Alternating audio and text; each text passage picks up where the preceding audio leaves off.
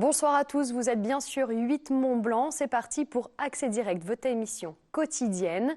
Au sommaire, nous sommes d'abord le mardi 19 novembre 2019. Et ce soir, je recevrai Michel Delberg et Adrien Costa qui viendront nous parler du festival Migre en scène. Ils seront suivis de Julie de Quatre Barbes, dermatologue, avec qui on s'intéressera au mélanome. Et Laurent Belluard sera avec nous pour nous présenter le dernier numéro de Skieur Magazine. Mais comme tous les soirs, c'est d'abord les titres du JT qui sont présentés par Fanette de Buisson. Salut Clémence. Salut Fanette.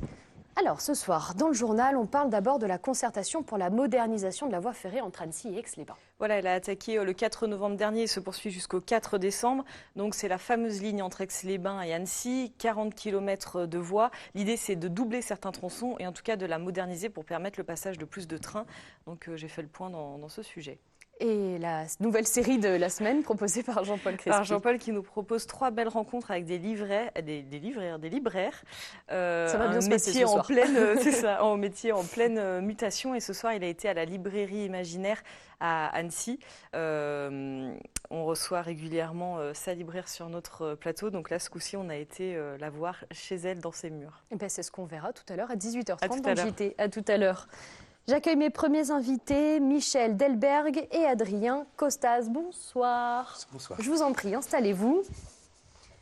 Ce soir, vous êtes venus nous parler du festival Migre en scène, un festival qui fête ses 10 ans nationalement cette année et 5 ans en Savoie. Est-ce que vous avez vu la question, l'approche, on va dire, des migrations changer dans ces 10 années ?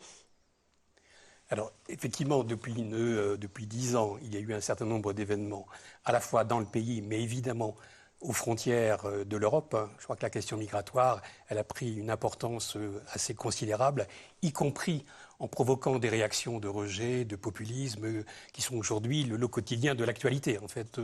Donc l'objectif du festival, c'est d'une certaine façon de parler des phénomènes migratoires d'une façon tout à fait différente, et de le faire par le biais des livres, le biais des spectacles, et de cette façon-là, pour essayer de provoquer des rencontres, à la fois avec la population, et puis en même temps, bien sûr, avec les migrants, quoi. Alors, à l'origine du festival, on retrouve la CIMAD qui organise dans des centaines de villes en France, du 15 novembre au 8 décembre, comme vous venez de le dire, des spectacles, des débats, des projections, des expositions, et j'en passe. Le thème cette année, résistance, au singulier et au pluriel. Qu'est-ce qu'il y a derrière ce mot résistance ? Alors, il y a deux choses. D'une part, parce que c'est le 80e anniversaire de la création de la CIMAD. On était en 1939, quand des jeunes se sont mobilisés pour accueillir des personnes que l'on appelait à cette époque-là évacuées d'Alsace-de-Lorraine, mais aussi d'Allemagne, qui fuyaient le régime nazi. Donc il y avait un acte de résistance pour pouvoir les accueillir dans les camps, notamment dans le sud de la France. Et ce thème-là, aujourd'hui, il prend d'autant plus d'importance que, comme je le disais, face aux réactions un peu de haine, de rejet, de discrimination, plus les blocages aux frontières, je crois qu'il y a lieu aujourd'hui de manifester des réactions de résistance pour à la fois s'opposer à toutes les formes de discrimination, mais aussi dire qu'on n'est pas forcément d'accord avec toutes les politiques qui sont mises en œuvre depuis une dizaine d'années et qui limitent le droit des personnes. C'est et le notamment message celles qui du arrivent. festival. Voilà, ça c'est le message du festival. Oui. Et puis il y a un troisième message, pardon. Bien sûr, allez-y. C'est tout simplement de faire la fête, c'est-à-dire de rencontrer, de provoquer au cours de ces débats, au cours de ces soirées, de discuter. Et puis, comme la semaine dernière à Chambéry, avec une Vélorussion, donc une balade dans la ville. Voilà, c'est une façon de se retrouver de façon assez conviviale. Vous le sentez nécessaire, ce festival, encore aujourd'hui, encore plus peut-être aujourd'hui ? Oui, absolument. Et puis le thème de cette année, résistance, c'est aussi résistance au débat qu'on veut passionner sur les questions de migration et d'immigration, et puis de pouvoir faire un petit pas de côté, de pouvoir se poser de façon un petit peu plus tranquille pour débattre de ces sujets-là, et puis provoquer un peu des discussions autour de ça. Alors justement, c'est un peu le propre de ce festival qui permet donc de parler des migrations en dehors du débat politique, là où la question des migrations est souvent le fait qui prend la forme de quotas, en quelque sorte. On en entend parler notamment beaucoup en ce moment. Le festival veut poser un regard différent sur les migrations, un regard peut-être plus positif. Oui, effectivement, les images que l'on reçoit généralement du phénomène migratoire, c'est les disparus de la Méditerranée, c'est-à-dire c'est des événements tragiques. C'est la jungle de Calais, c'est les camps à Paris, en fait. Et là, l'objectif, c'est, à travers les films, à travers les livres, de provoquer ces discussions, puis de montrer effectivement que la migration, c'est un phénomène qui existe depuis très très très longtemps. On est dans un département qui a accueilli énormément de migrants, notamment d'Italie en fait. Ce sont ces migrants d'Italie, du Portugal et d'ailleurs qui ont construit les tunnels, qui ont construit les autoroutes, qui ont construit les stations de ski, etc. Donc qui ont finalement contribué au développement de la Savoie. Et que cet apport-là, cette richesse-là, elle est toujours d'actualité, même si ça pose des problèmes qu'il ne faut pas nier, que nous ne pouvons pas nier. Mais moyennant quoi, le message, c'est de dire que quand on accueille bien, quand on se crée des bonnes conditions, tout peut aussi bien se passer, en fait. Alors, Adrien Costas, vous êtes le co-auteur de la bande dessinée Félicité, coécrite avec Jérémy Kosonogov. Rémi Kosonogov et Marie Wittenbach. Je vais y arriver quand même. Votre ouvrage a été présenté le 9 novembre au moment de l'inauguration du festival. De quoi est-ce que la bande dessinée parle, Félicité? Alors, Félicité, c'est un roman graphique donc, qui raconte l'histoire d'une jeune femme congolaise qui arrive en gare de Chambéry, qui a dû fuir son pays, la République démocratique du Congo, et qui vient déposer une demande d'asile et demander la protection de la France. Comment avez-vous fait pour traiter son histoire? Vous êtes entouré de personnes qui connaissent ce parcours? Alors, les 3 auteurs dont moi travaille sur une permanence d'accueil pour demandeurs d'asile à Chambéry, où on accueille des personnes qui veulent demander la protection de la France. Et on s'est aussi appuyé justement sur notre expertise, notre analyse, et puis sur tous les témoignages des personnes qu'on a pu rencontrer via cette permanence-là, et notamment des exilés de République démocratique du Congo. Et votre BD, elle a une histoire un peu particulière, puisqu'elle est née aussi d'un financement participatif. Voilà, exactement. Donc, c'était pas forcément notre métier. On s'est lancé dans cette histoire un petit peu sans trop savoir où on allait. Et à un moment donné, on a fait 4 planches et puis on a voulu aller un petit peu plus loin. Et pour aller plus loin, on avait besoin de financement pour la création. Donc on a lancé un financement participatif en novembre 2018. 400 personnes à peu près 450 personnes ont contribué, donc ça a été, on a été très très surpris, très agréablement surpris. Et après, la création s'est mise en place avec 10 mois de dessin et puis de construction du scénario jusqu'à la sortie le 9 novembre dernier. Alors dans le festival, on retrouve également l'exposition Migrants en jeu. Voilà, c'est le nom de l'exposition qui est en tournée donc dans toute la France. Cette fois-ci, là, c'est une interrogation qui est un petit peu plus profonde, plus personnelle, puisqu'on y découvre des portraits de personnes dans l'attente d'une réponse à leur demande d'asile et des questions qui reviennent, ces mêmes questions. Et si c'était moi, saurais-je résister à la nostalgie de mon pays? Saurais-je m'adapter à une nouvelle terre? C'est des questions importantes. Elles sont d'une brûlante mais malheureuse actualité, effectivement. Donc ça, c'est le thème d'une campagne qui est lancée par la CIMAD en ce moment dans toute la France, mais qui est aussi une façon d'interpeller à la fois les pouvoirs publics, puis interpeller en même temps, sensibiliser la population à cette question qui est effectivement essentielle aujourd'hui. En fait, on voit arriver des personnes demandeurs d'asile. Il y a un certain nombre de personnes qui sont envoyées évacués des camps de Calais, de Paris et d'ailleurs, qui arrivent dans le département. Et donc, l'essentiel, c'est de trouver les moyens de les accueillir dans les meilleures conditions possibles. En plus de ça, dans ce festival qui est très riche et très fourni, il y a aussi une sélection de 13 films à découvrir. Et il y en a un dont vous me parliez un petit peu plus tôt, un peu avant l'émission. Alors, effectivement, il y a un film qui s'appelle « Déplacer les montagnes », qui nous renvoie à notre réalité ici dans les Alpes, puisque ce film a été tourné à partir de témoignages de gens, de militants du Briançonnais, notamment de l'Auberge des Migrants. Ce sont ces personnes qui, été comme hiver, organisent des maraudes, c'est-à-dire sillonnent la montagne, notamment la nuit, pour aller à la recherche des migrants qui tentent de passer la frontière. Et il y a un jeu, hélas, de course-poursuite avec la police, qui évidemment cherche à les intercepter. Et la semaine dernière, il y a l'une d'entre elles, des militants, qui est passée au tribunal de Grenoble. Enfin voilà, donc on est... Très d'actualité. C'est très d'actualité en fait. Et alors, ce film se déroule donc à Briançon, qui est de l'autre côté de la vallée de la Maurienne. Et c'est un des lieux de passage, effectivement, entre l'Italie, il y en a pas beaucoup en fait, de ces lieux de passage, entre l'Italie et la France, donc entre le reste de l'Europe et notre pays. Et donc c'est un des points clés, effectivement, donc entre le Briançonnais et la Haute-Maurienne, en fait. Le festival est ouvert à tout public? Bien sûr, le festival est ouvert à tout public, avec des spectacles pour enfants et jeunes adultes. Et puis, on veut aussi essayer de toucher un maximum de personnes, que ce soit des lycéens ou plutôt des personnes âgées. Donc, bien sûr, oui. Vous pouvez nous rappeler les dates rapidement, à Chambéry, à Annecy, les prochaines dates phares du festival? Alors, le festival va s'échelonner jusqu'à la mi-décembre à peu près. Il y a sur Chambéry, sur Chambéry et en Savoie, le film de Déplacer les montagnes à la mode Savolex, Chignin et Saint-Michel-de-Maurienne, et une soirée festive le 30 novembre à Chambéry. Voilà, aussi une soirée le 29 novembre à Chambéry-Le-Haut qui va parler de la question des Chibani, ces vieux travailleurs immigrés qui sont arrivés avec un film et puis un débat à la suite.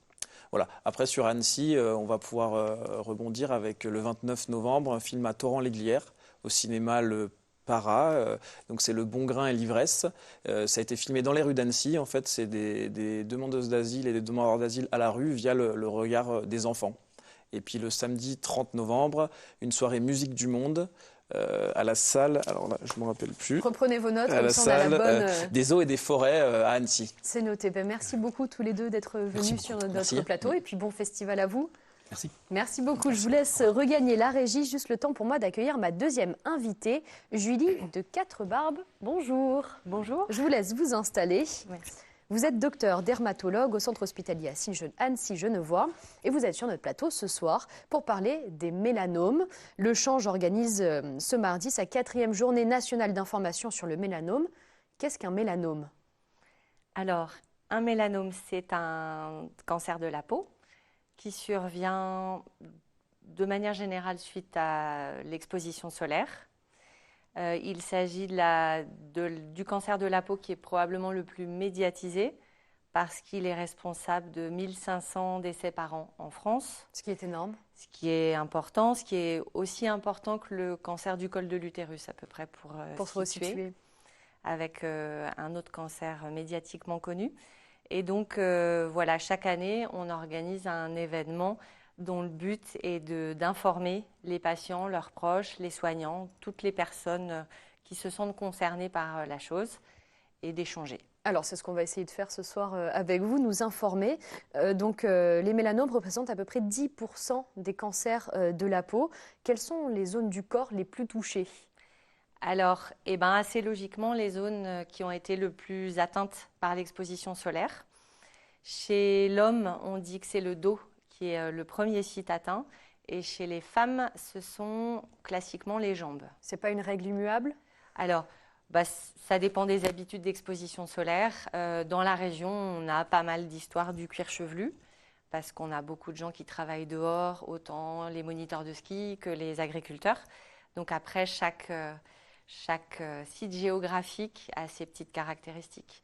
Alors, voilà. Souvent, on prend le mélanome et les grains de beauté, on les englobe tous les deux. Oui. Si on a très peu de grains de beauté, est-ce qu'il est possible d'avoir un mélanome ? Alors, c'est possible, mais peu probable. C'est vrai que, et je suis contente de vous voir et de pouvoir passer ce message, tout le monde ne fait pas un mélanome. Il y a effectivement une population cible qui devrait être celle qui va voir les spécialistes et qui est surveillée. Parce que sur 66 millions de Français à peu près, on estime que les gens vraiment à risque, c'est à peu près 10-15% de la population. Donc il y a des facteurs de risque très précis qu'on connaît bien et qui sont ceux qui doivent être à l'origine d'une consultation chez le spécialiste. Je peux me permettre de vous les rappeler. Le premier, c'est ce qu'on appelle le phototype, c'est-à-dire la couleur de la peau. Plus une personne a une peau claire et les yeux clairs et les cheveux clairs, plus elle a de risque d'avoir un cancer de la peau. À l'extrême, les peaux mates et qui bronzent facilement ont moins de risques. Donc le fait d'avoir une peau claire, c'est un risque. Le fait d'avoir un grand nombre de grains de beauté, on estime qu'un grand nombre de grains de beauté, c'est au moins plus de 50 grains de beauté sur l'ensemble de la peau. Du corps, de tout le corps. De tout le corps. Donc 50, c'est déjà un bon nombre. Et malheureusement, on voit trop souvent dans les consultations des gens qui ont 2-3 grains de beauté et qui sont hyper inquiets. Et ça, c'est vraiment dommage de, du coup, voir les délais d'accès aux dermatologues s'allonger pour des cas de ce type qui, normalement, n'ont pas de raison d'être inquiets. Donc un grand nombre de grains de beauté, c'est important. Comme risque, le fait d'avoir pris beaucoup de soleil dans sa vie, d'avoir pris des coups de soleil, en particulier quand on était enfant. Le fait d'avoir déjà eu un problème de cancer de la peau, ça vous donne un risque supplémentaire d'en avoir un deuxième, ou d'avoir dans sa famille d'autres personnes qui ont été atteintes de ce type de cancer. Voilà. Alors, le nombre de nouveaux cas de cancer cutané a plus que triplé entre 1980 et 2012. Oui. À quelles idées reçues vous pouvez être confronté tous les jours, peut-être en consultant ? C'est-à-dire Par rapport à ces mélanomes, ce qu'on disait, par exemple, si je prends un coup de soleil, pas de risque. Oui. Il y a des idées reçues comme ça? Alors, dans les deux extrêmes, je dirais. Donc, il y a des gens qui ont clairement des attitudes à risque, fortement, et qui n'ont pas du tout conscience d'en avoir. Et à l'opposé, on voit des gens paniquer d'avoir pris un coup de soleil, alors que ce n'est pas un coup de soleil, une fois, qui donne un important de le risque rappeler. de cancer de la peau. C'est vraiment plus une histoire de doses cumulées et beaucoup d'exposition dans l'enfance. Quelles sont les dernières innovations thérapeutiques que l'on peut trouver aujourd'hui pour soigner ces cancers cutanés? Alors, grosse révolution dans le monde du traitement du mélanome, qui était un cancer contre lequel, malheureusement, une fois qu'il était installé, on avait peu d'armes thérapeutiques puisqu'il était peu sensible à la chimiothérapie. Depuis un peu plus de 5 ans, on dispose de 2 grosses armes de traitement, en particulier l'immunothérapie, dont on parle pas mal dans la presse, concernant le mélanome, mais concernant d'autres cancers aussi. Et puis d'autres types de traitements qui s'appellent les thérapies ciblées, qui sont des comprimés qu'on peut prendre à la maison. Et 2 grandes familles de médicaments qui ont révolutionné vraiment le pronostic des cas de mélanome. Donc le mélanome se soigne bien aujourd'hui? Alors bien, jamais assez bien, évidemment, du point de vue des médecins et des patients. Malgré tout, des espérances de vie qui sont bien supérieures, des patients qu'on met en rémission au moins partielle, voire complète, avec une disparition complète de temps en temps ce qu'on appelle les métastases, qu'on a sur les examens radiologiques. Et donc, vraiment de très, très gros progrès et chaque jour de nouveaux résultats encourageants. Alors, peut-on surveiller soi-même sa peau? Oui, et c'est une excellente idée de le faire. Vous avez des conseils à nous donner? Alors oui, déjà je pense que c'est hyper important de le faire parce qu'on ne peut pas attendre des dermatologues qu'ils le fassent, ne serait-ce que parce qu'on n'est pas assez nombreux. On est entre 2 et 3 000 dermatos en France. Et donc il est bien évident pas possible pour nous de surveiller tout le monde. Et donc, il faut que chacun puisse se surveiller soi-même. Et le secret de la réussite, c'est de procéder par méthode, c'est-à-dire par territoire. On va dire qu'on commence par le haut et qu'on finit par le bas. Et on regarde recto verso. C'est d'ailleurs ce que je fais avec les patients quand je les examine. Donc, on prend un bras recto verso, l'autre bras, le devant, le derrière. On cherche quoi? On cherche une tache? Alors, ce qui est important surtout, c'est de repérer ce qu'on appelle les vilains petits canards. J'entends par vilain petit canard quelque chose qui est présent sur la peau et qui ne ressemble pas au reste de ce qu'on a déjà. Bien souvent, nos grains de beauté ont un air de famille les uns entre les autres. Et du coup, si un attire l'attention, il est assez facile finalement d'aller regarder sur le reste de sa peau si on a le même ailleurs. Si la réponse est oui et que ce grain de beauté qui vous inquiète, vous retrouvez le même sur votre jambe et sur votre ventre, tout va bien. Si par contre, celui qu'on a repéré sort vraiment du lot et qu'on ne trouve pas son identique ailleurs sur la peau, effectivement, c'est une bonne idée de se manifester. Donc, si on a un doute, la meilleure des solutions, on va consulter un dermatologue. Alors, si on a un doute, la première strate, c'est quand même de commencer par son médecin généraliste. C'est important pour le parcours de soins, c'est important pour tout un tas de coordination de soins et c'est important à la bonne sélection des patients qui arrivent chez le dermato. Eh bien, merci beaucoup en tout cas pour votre éclairage ce soir et pour tous ces conseils précieux. Je vous souhaite une très bonne continuation. Merci. Je vous laisse regagner la régie. Du 20 novembre au 3 décembre, le cinéma italien s'invite à Chambéry pour la quinzaine du cinéma italien. En partenariat avec les cinémas L'Astrée et Forum, pas moins d'une trentaine de films vont se succéder, ainsi que 4 films du patrimoine italien. En ligne avec nous, Mario Scuretti et Patrice Palumbo. Bonjour. Bonsoir. Comment pouvez-vous qualifier cette quinzaine du cinéma italien ? Ben écoutez, donc, pour nous, c'est un vrai plaisir déjà de l'avoir organisé, de l'avoir préparé. Et au regard des réservations pour les scolaires, au regard de ce qui se passe autour de cet événement, pour nous, nous abordons sereinement cette 8e édition. Alors, comment avez-vous choisi ces films, tous ces films qui vont être projetés ? Je peux répondre parce que ça a été une longue sélection depuis l'été dernier. Et on a pioché de la production italienne de ces derniers 12-18 mois. Parce que nos films portent sont des films modernes, des films qui portent sur l'Italie d'aujourd'hui, avec une exception par contre cette année. N'est-ce pas, Patrice? Oui, donc nous avons fait un partenariat avec le Musée des Beaux-Arts à l'occasion de l'exposition sur Riccardo Guaglino. Et donc à cette occasion-là, nous avons abordé un aspect du patrimoine italien avec plusieurs films des années 60, 70 et 80. Alors quels vont être les temps forts de ce festival, de cette quinzaine, pardon? Parmi les temps forts, il y aura sans aucun doute tout le volet dédié à la musique italienne, donc des concerts, des soirées dédiées à des chanteurs italiens, suivis de films, des biopics qui portent sur ces chanteurs, mais il y a aussi des invités, des réalisateurs qui viennent défendre leurs films. À partir de ce week-end, déjà samedi et dimanche à l'Astrée, par exemple. Nous continuons les partenariats avec le Festival Migre en Scène, par exemple, où nous avons invité le réalisateur Daniele Gaglianone pour le film Dove bisogna stare. Donc ce sera vraiment des belles rencontres en perspective. Et après encore le marché de Pietra Italia ce week-end en face de l'Astrée et la nouveauté, le bar Italia, où les spectateurs entre une séance et l'autre pourront se retrouver pas loin de l'Astrée, dans la salle du Verger, pour parler des films, rencontrer les réalisateurs et boire, pourquoi pas, un bon spritz à l'italienne. Donc beaucoup de beaux moments. Pouvez-vous nous rappeler le tarif des places?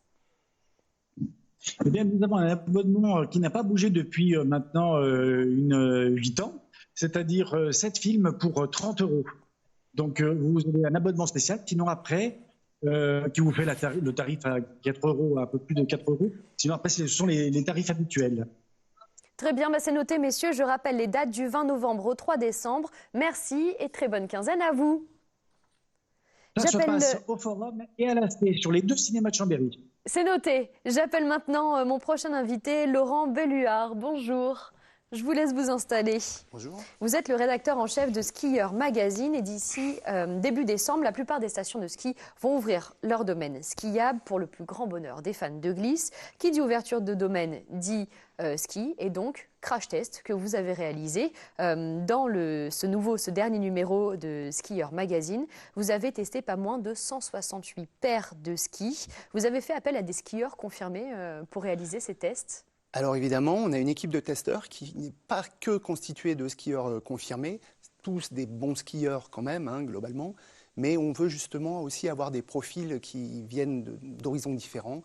Donc on a des gens qui ont des magasins par exemple, des moniteurs, des anciens champions, des skieurs lambda, mais une équipe qui se connaît globalement et qui a l'habitude de skier ensemble, et c'est aussi important pour avoir une analyse qui n'est pas que liée à la performance du produit, ce qui est le piège classique des tests de ski. Et ce n'est pas un crash test. C'est pas exact. Alors, vous l'appelez comment?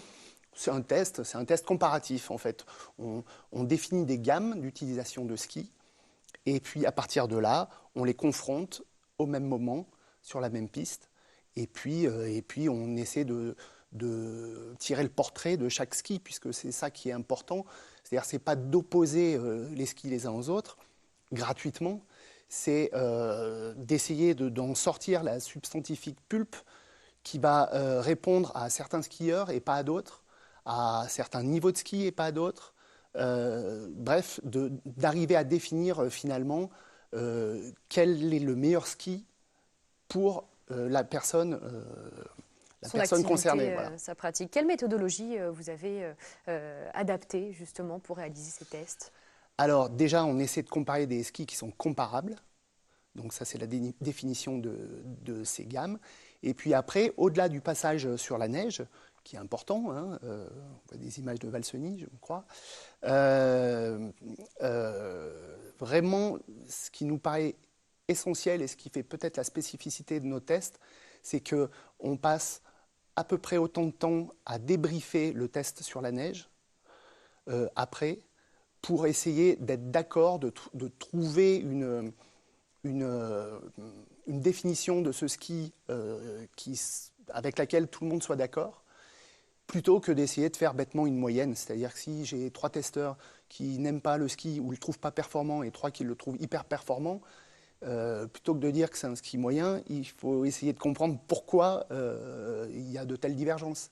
Et donc ça, c'est en discutant. Vous venez de le dire, il vous a fallu un peu de temps, mais combien de temps? Alors, la partie sur la neige, globalement, je dirais que c'est entre 15 et 20 jours. Et après, il y a toute cette autre partie, comme vous venez de le dire. Alors après, il y a le débrief, puis après, il y a toute la partie d'écriture. Non, ça nous occupe un bon moment. Ouais. Aujourd'hui, est-ce qu'il y a un type de ski pour un type de glisse, quand on pense au freeride, au freestyle, aux big mountains, par exemple? Il y a un type de ski pour une activité particulière? Il y a énormément de skis spécialisés. Voilà, des skis très larges pour la poudreuse, des skis très taillés pour le géant, comme on voit les images. Enfin, voilà, il y a vraiment des skis très spécialisés, ce qui ne veut pas dire qu'ils ne peuvent pas faire autre chose, mais ils sont très spécialisés. Et puis, il y a des skis polyvalents. Justement, est-ce qu'on trouve toujours ces skis polyvalents pour quelqu'un qui aime s'amuser de temps en temps, mais après qui a plutôt une glisse, on va dire, conventionnelle? Il peut avoir une seule paire de skis? Oui, bien sûr. Oui, donc, il y a énormément de très bons skis polyvalents pour tous les niveaux, même pour d'excellents skieurs. Mais ils ne seront jamais aussi bons que les purs spécialistes dans certains domaines précis. Il y a des nouveautés pour cette saison 2020? Bien sûr, oui, plein. Vous en avez une en tête? Alors oui, j'en ai une en tête que je cite parce qu'elle est très originale. Elle n'est pas dans nos tests d'ailleurs, puisque Atomic, qui a lancé ce ski, ne veut pas qu'on le compare aux autres. Et c'est simplement une approche. En fait, il y a 20 ans à peu près, quand on a inventé les skis paraboliques et le carving, tout le monde s'est mis, alors c'est peut-être un petit peu technique, tout le monde s'est mis à tailler des courbes, c'est-à-dire à être que sur la carre et à plus déraper. Et tous les skis sont globalement faits comme ça. Et finalement, on a laissé de côté tous les gens qui skiaient les pieds serrés, voilà, et qui se retrouvent quasiment avec aucun produit spécifique. Atomic, là, a lancé une gamme qui s'appelle Savor, et on verra si ça marche, mais en tout cas, la démarche est originale. Vous allez les chausser cet hiver? J'espère. Le magazine... Je les ai chaussés déjà, mais j'aimerais bien les essayer plus en amont. Le magazine fête ses 24 ans cette année. Quel est le secret de sa longévité? Peut-être qu'on ne travaille pas trop mal déjà, possiblement. Peut-être qu'on a su aussi avoir quelques certitudes et ne pas partir tous azimuts quand il y a eu des modes, des grosses modes comme le freestyle par exemple. Et puis je ne sais pas, écoutez, ça se passe pas trop mal, on a un site web qui fonctionne très bien aussi. On a aussi su s'adapter à ça, puisque pour la presse magazine, ça a été quand même une petite révolution. Il a fallu prendre le tournant.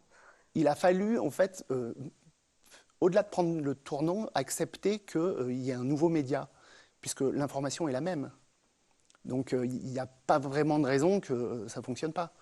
Donc on utilise à peu près la même information, mais on la distribue sur le web, sur le papier, sur tous les canaux possibles. Eh bien, merci pour vos conseils. Vous restez avec moi puisque l'on passe à la revue de presse et je ne quitte pas l'univers de la glisse puisque je voulais vous montrer une vidéo d'une descente très impressionnante réalisée par Victor Schuller, le fonceur de Val d'Isère. Descente réalisée pendant un stage de préparation d'avant-saison à Panorama au Canada.